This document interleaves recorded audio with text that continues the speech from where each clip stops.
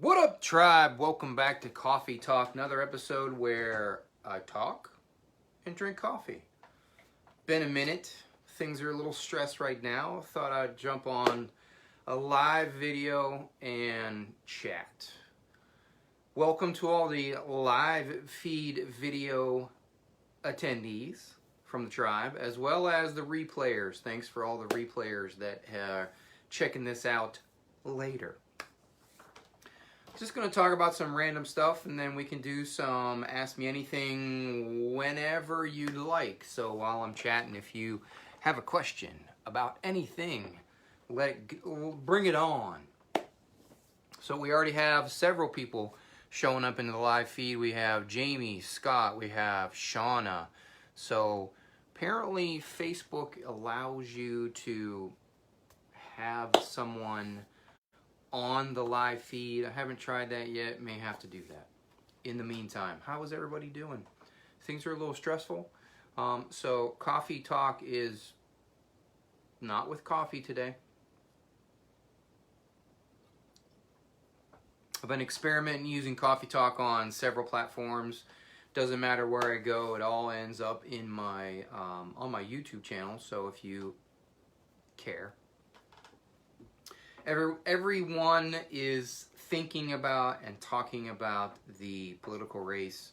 As of this recording, it was the day after the election, and tensions are still pretty high. People are watching the polls closely. So Shauna says hello from Mississippi.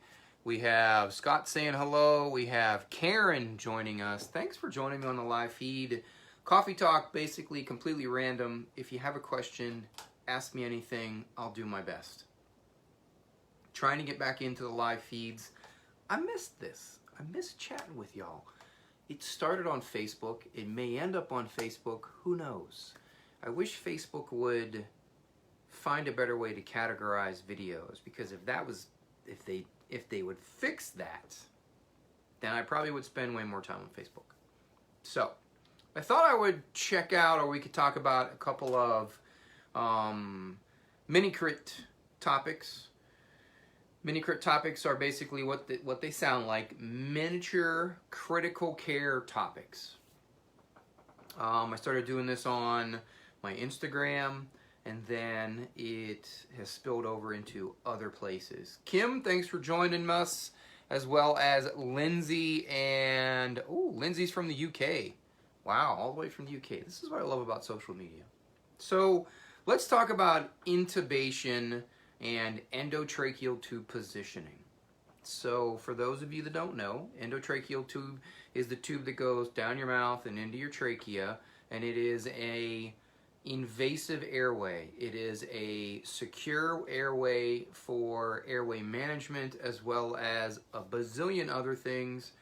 It can be used in same-day surgery. It can be used for respiratory failure in any way, shape, or form. It can be used to protect the airway when someone's mental status is in question. So ET tube, endotracheal tube, sometimes abbreviated ETT, for those of you that are not in critical care. The endotracheal tube positioning is important because of what can happen in the extremes. So, standard acceptable positioning for an endotracheal tube is based on the ideal body weight of men and women.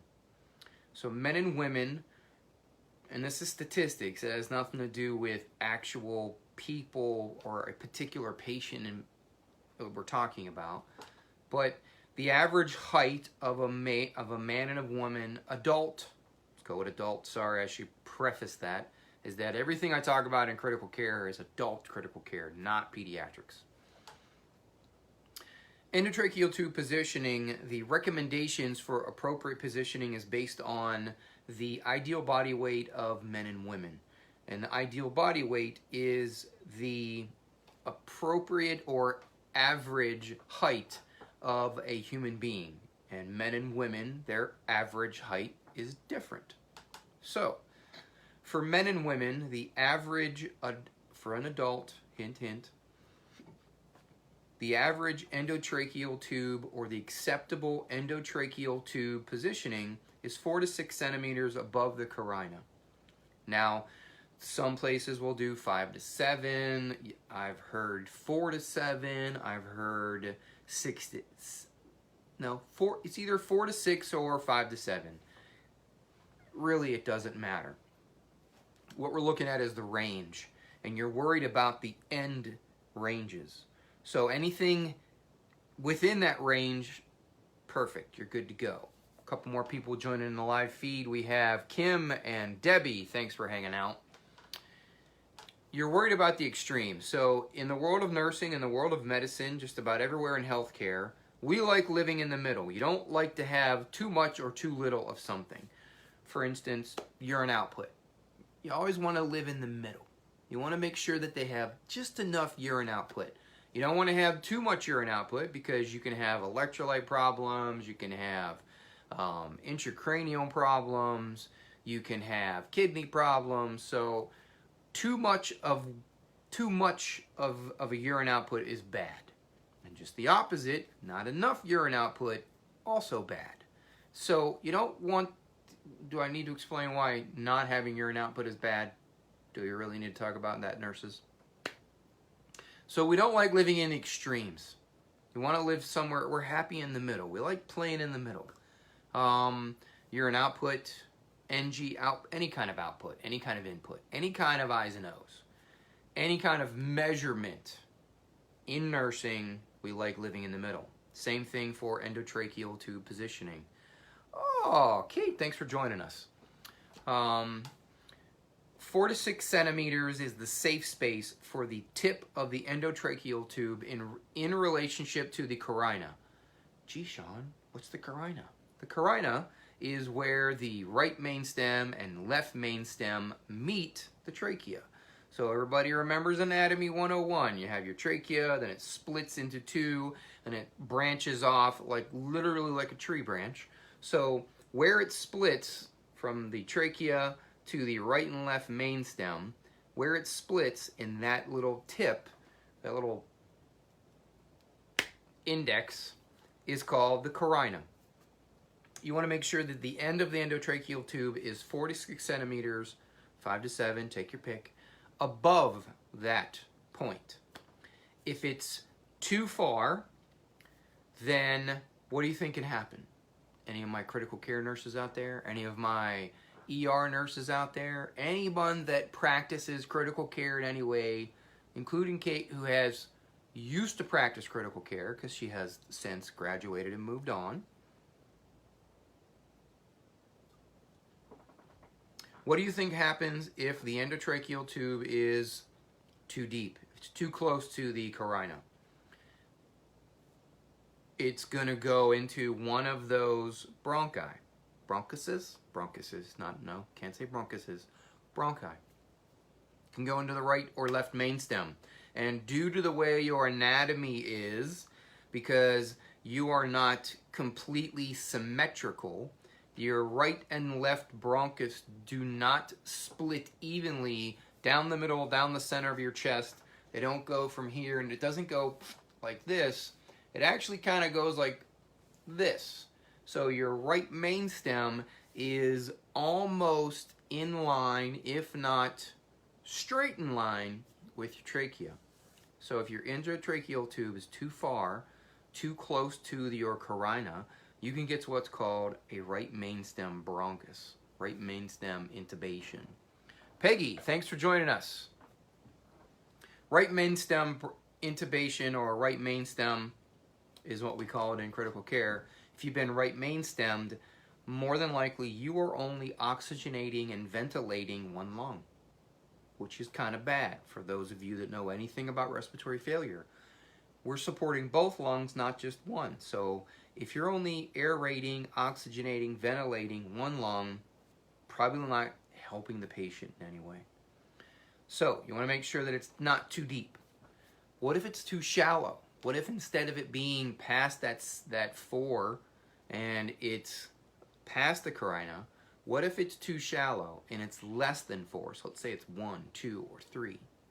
For those of you that are joining me in the live feed right now, Russ, thanks for joining me. We have Russ, we have Peggy and Kate and Debbie and Kim and Lindsay and Karen, Shauna, and looks like Scott, as well as Jamie.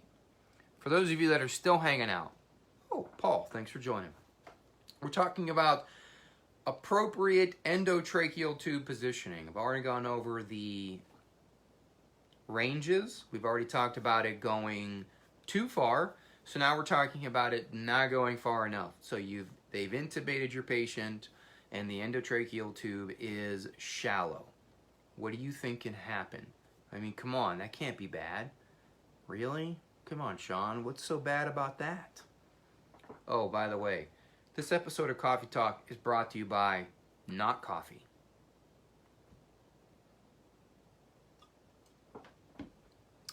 Given the current state of America and my particular day, I felt that that was necessary, so judge me if you like. Sarah, thanks for joining us. Talking about proper positioning of endotracheal tube, and if any of the live audience has any questions, by all means, drop it in the comments.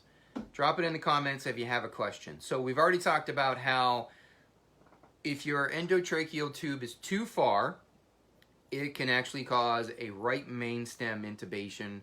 So the ET tube goes into the right bronchus, and you can run the risk of oxygenating and ventilating only one lung instead of two. But if it's too shallow,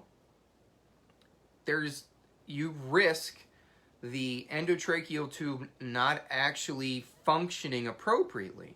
So ET tube 101, there's a balloon that is inflated. After it's inserted, the balloon is inflated to create a seal between the outside of the body and inside the lungs. The balloon has to go past the vocal cords in order for it to function correctly. So if the balloon is above the vocal cords, the ET tube won't function in any way, shape, or form. It doesn't matter what you do. It doesn't matter how many tricks you pull. If that balloon is not below the vocal cord, if it's not past the vocal cords or below, then all bets are off. You're not going to have any air getting into the lungs whatsoever. It's actually going to blow back through the patient's mouth. So theoretically, if we're running this scenario, someone gets intubated and the balloon does not go past the vocal cords, and they inflate the balloon and they try to ventilate their patient, none of the air is going to go into the lungs. Kind of impossible for me to describe that appropriately here on a live video feed, but you're just going to have to trust me on this one. You can probably look it up yourself. You can Google a couple pictures. It can show how where the vocal cords are is what separates the upper airway from the lower airway. And the vocal cords are that anatomical seal. Your vocal cords are actually what create that theoretical peep when you are breathing normally. Everybody remembers what PEEP is? If you don't, it's okay. For those of you not in critical care, PEEP is positive end expiratory pressure. So it's that air that stays in your lungs to open up your alveoli during expiration. So you inhale and then you exhale. And when you exhale, your alveoli, which are responsible for pretty much most of the oxygenation in your body, if your alveoli are not open, you're not going to oxygenate your body. Not only are you not going to oxygenate appropriately, but you're not going to oxygenate it effectively. So, rewind back to the ET tube.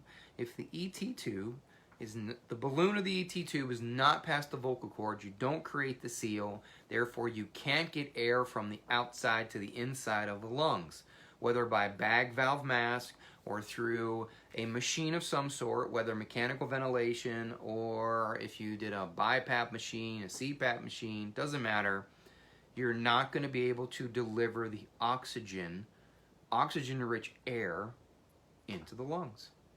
So that's why there is a theoretical range when you intubate someone, and your ET tube should be between 4 and 6 centimeters, 5 to 7 depending on your facility, 4 to 6 centimeters above the carina. We've had several more people join the live feed. We have Gloria, Freddie, thanks for joining us. Tracy, thanks for hanging out. Janice, we have quite a few people.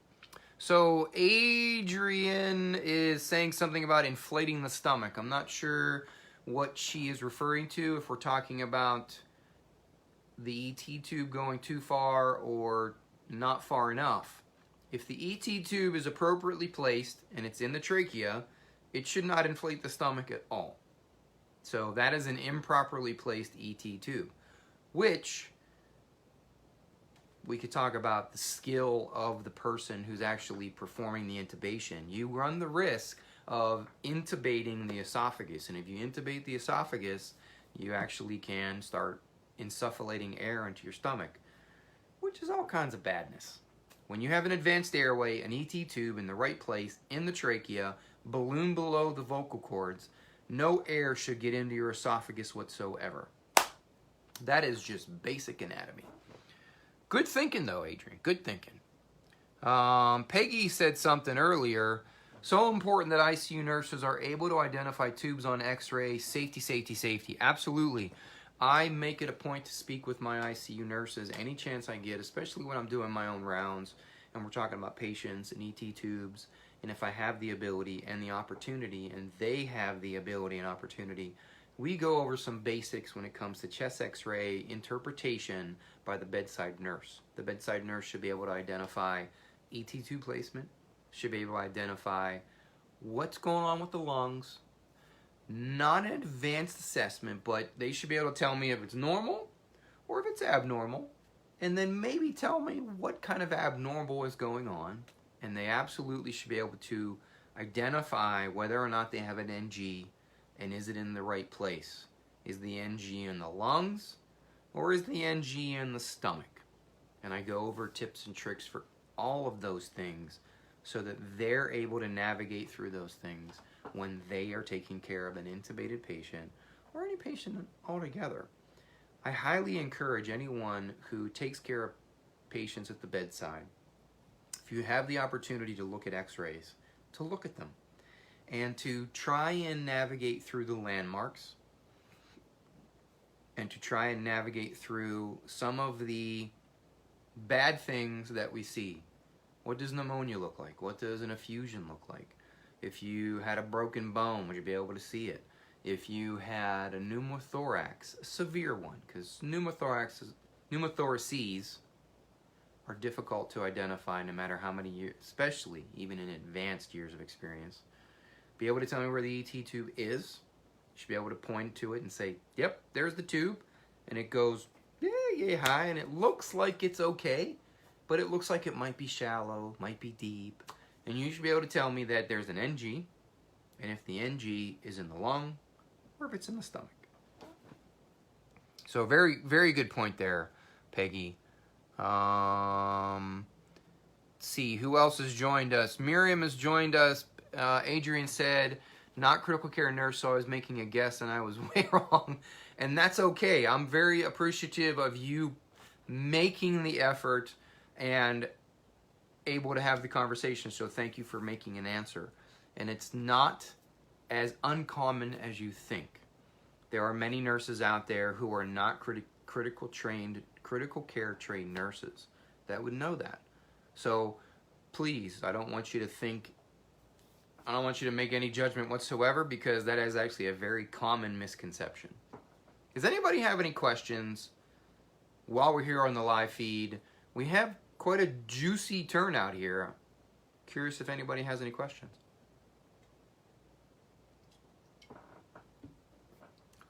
I do hope, I strongly hope that everybody voted today. Voted yesterday, sorry, not today. I sincerely hope that everybody exercised their right to vote and that they made their voice heard, regardless of what your choices are. I haven't decided if I want to talk about politics. if I want to share my views, because it's a volatile and very emotionally charged topic. There's some hot topics that you should never talk about in social media. Politics is one of them, especially unless your platform is all about politics, then by all means let it rip. But if your platform is anything other than politics, politics are a no-no, because people get mad fast, and religion is another no-no, because people get really mad really fast and get very sensitive and very offended. So I usually try and stay away from those two topics, because I have my own personal views, and I don't want, I just don't, ain't nobody got time for that. Nobody needs that kind of negativity. So, Janet, thanks for joining the non-coffee coffee talk during the live feed. And, seem to be frozen here. Having trouble scrolling through. So I think someone made a comment. Oh, Peggy also said, make sure that you're able to identify tubes and lines. So we talked about NG tubes with chest x-rays. We talked about the ET tube with chest x-rays. We talked about the lungs. We talked about maybe broken bones like rib fractures or clavicle fractures. But absolutely, as Peggy has pointed out in the live feed, you should also be able to recognize if the patient has some sort of line, whether peripheral, a PICC line, or a central line and or SWAN, PA, catheter, what are we calling it these days? I think it all depends on where your training is and how many years you've been doing this, whether you call it a SWAN gans or you call it a PA catheter or if you just call it a central line. So all the above. Although SWAN gans are kind of falling to the wayside, because we have found out over time that the evidence has proven that there are more risks than benefits to a SWAN gans catheter. When I was a baby nurse, when I started in the ICU, we used SWAN gans all the time, and they stayed in forever. We used them for anything and everything. We had to do the manual cardiac outputs, pushing with the syringe. We didn't have like the thermistor and all that other cool stuff. And then we realized that we have other non-invasive devices that can measure all of the parameters that a SWAN gans catheter gives us. The only time that SWAN gans is really used these days is, of course, in open hearts. Hello, it was heart surgery. Someone literally just cut into your heart. So SWAN gans, but it's only in for a hot second, and it's only in for usually less than 24 hours. And the other time is when someone is so sick that you're trying to figure out what's causing the sickness and the illness and why they're not getting better. And the common term that we use in critical care is using a SWAN gans to determine if it's heart or lungs. SWAN gans can give you enough information that it can tell you whether or not someone is having heart failure that's causing all their problems, or are they having some sort of lung problem that's causing all of their illness. Usually when they're really sick in the ICU and they're in what we call refractory shock, and we just can't quite put our finger on what's going on, and we need goal-directed therapy, so we put a SWAN gans in to determine if it's the heart causing the problem, like do they have heart failure, do they have a compromised EF, cardiomyopathy, do they have a valve problem, or is it a lung problem? Do they have just good old-fashioned ARDS, pneumonia, effusions, or do they have some sort of horrible pulmonary hypertension or other valve problems? So SWAN gans have utility, but we use them less and less and less. Does anybody have any questions? Probably going to wrap things up. I try my best to limit these live video broadcasts to about 30 minutes. I don't have a timer. Usually there's a timer of some sort, but I don't see one. Sadly, it's been a while since I've used Facebook Live, so if anybody has any questions, ask now. Otherwise, we're going to go ahead and wrap it up. Thanks for joining me. For those of you that don't know, we have a Discord community for the tribe, which I started a couple weeks ago. We've had a lot of good conversations. You can find that in my profile. I'll try and leave the link down below in the comments here. Anyone that finds this in the replay later and you have questions, by all means, send them away. School is my school. For those of you that don't know, I'm in DNP. DNP school semester is winding down. I'm going to have some time to myself. We're probably going to do some more of these live videos. I'm kind of liking it. I haven't decided where to plant my flag. I've done YouTube. I've done Facebook. I got to try Instagram and see how that goes, and we'll see which of the three has the best turnout. Biggest problem is that Sean doesn't stay up late. He lives in the East Coast, and he's usually in bed by 9 p.m. So I'm usually sleeping when everybody is awake. It is what it is. Wrapping it up, and as always, make sure you check your own pulse first.